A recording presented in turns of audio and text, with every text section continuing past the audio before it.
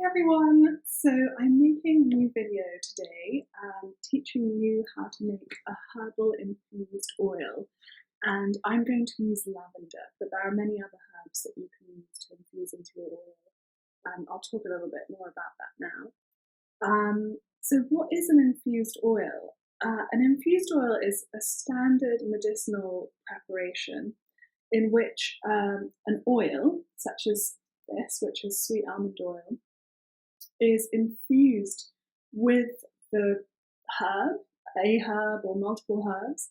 So there are a few different kind of ways of doing that we'll go through. But it's an extract. So the properties of the herb, the various phytochemicals, so the plant chemicals that exist within the herb, are extracted into the oil.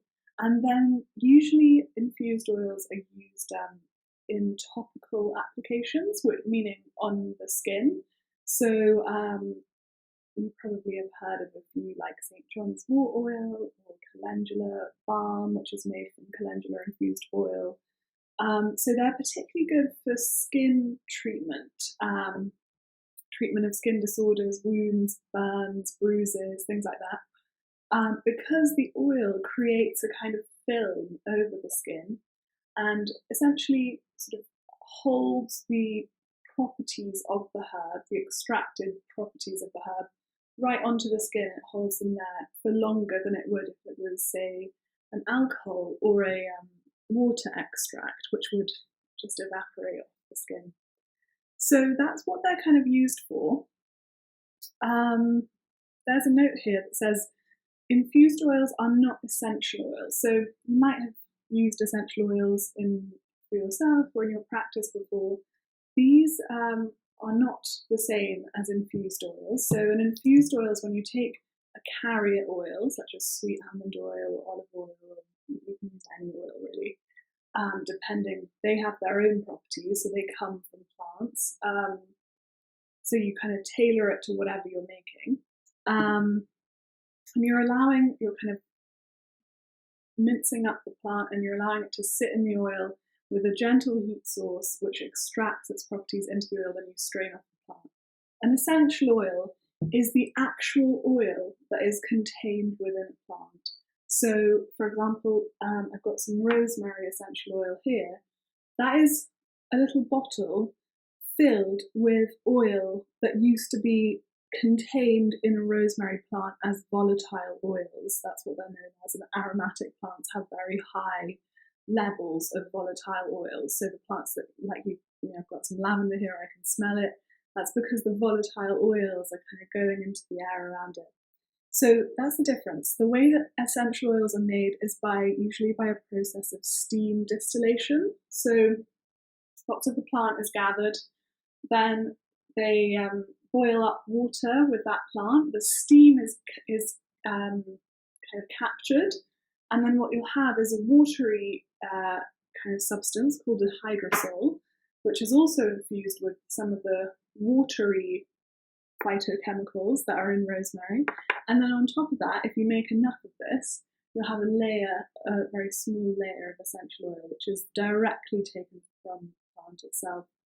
So just to get that clear before we kind of get started, this is not an essential oil.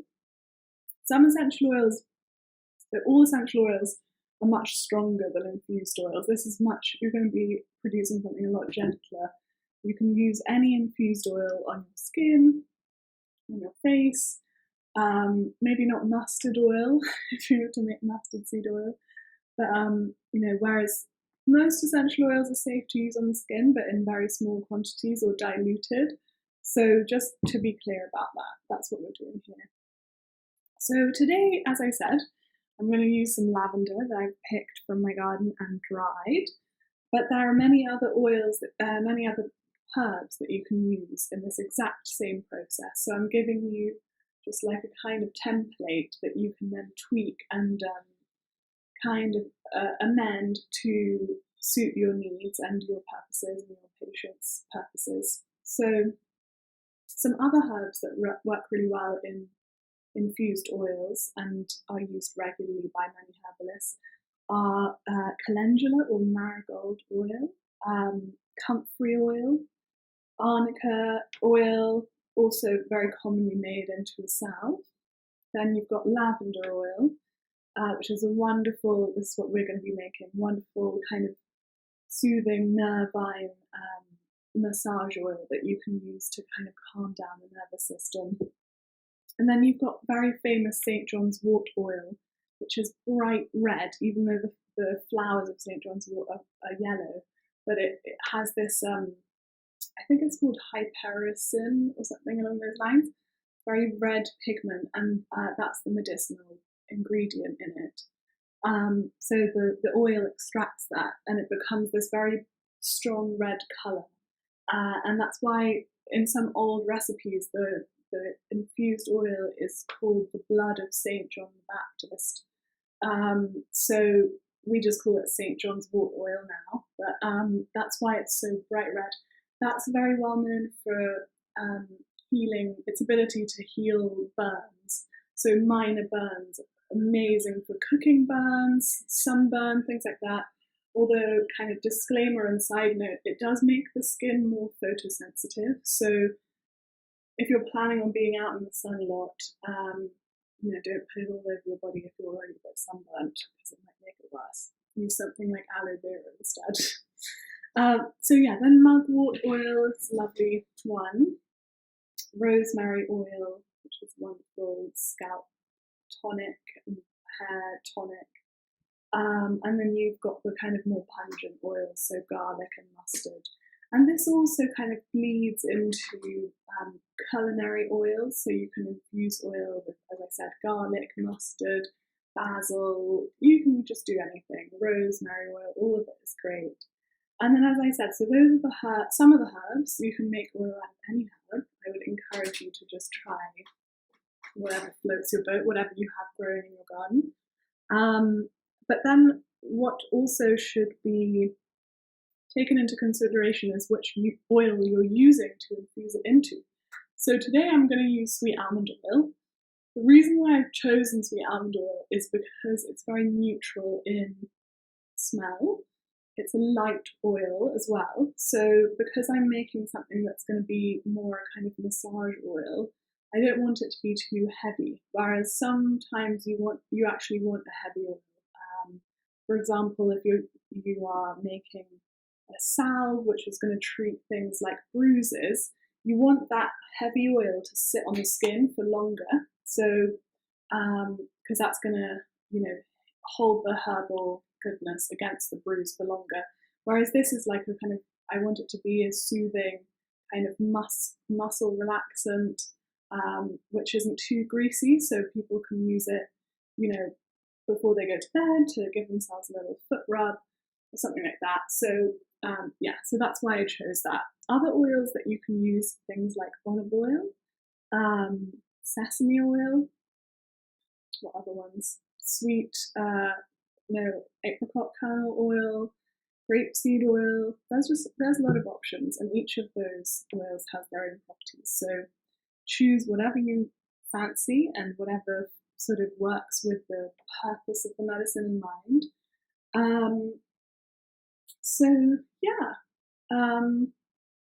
Just to be, clear about some of the uses, I did say it's topical use.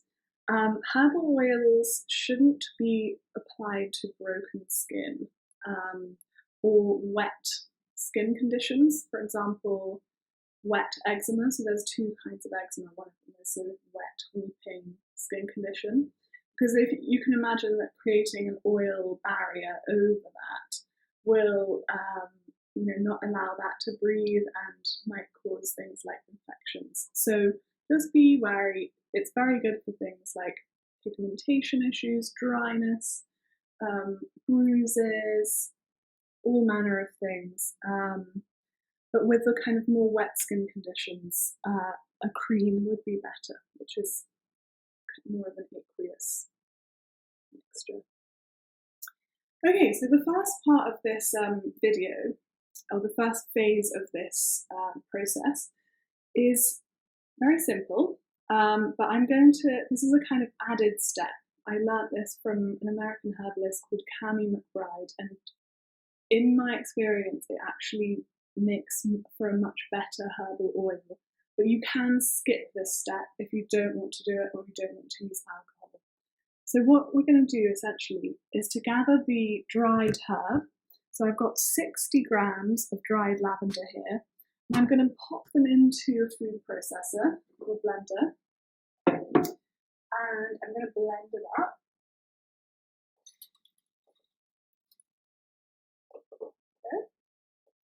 And what I'm going to add is about 30 milliliters of grain alcohol. So you can use vodka or any other alcohol that doesn't have a strong sort of, it isn't like, smoky or has already a herbal flavour. So I wouldn't use something like whiskey or gin.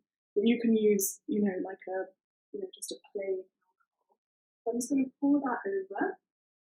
It's very little, so it's not really like a tincture, but it's the same principle. So you're kind of beginning the extraction of the constituents of this plant with the alcohol, and then we're going to continue that process with oil and heat.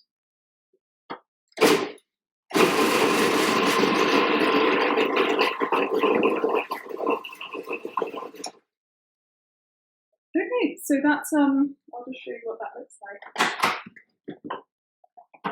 It's still a pretty dry mixture. So what I'm going to do is I'm going to leave this in here for 12 hours now. So until later tonight, and then we'll continue with the process.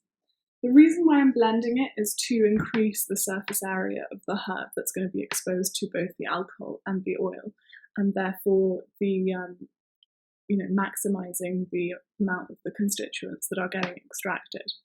So I'll be back in 12 hours.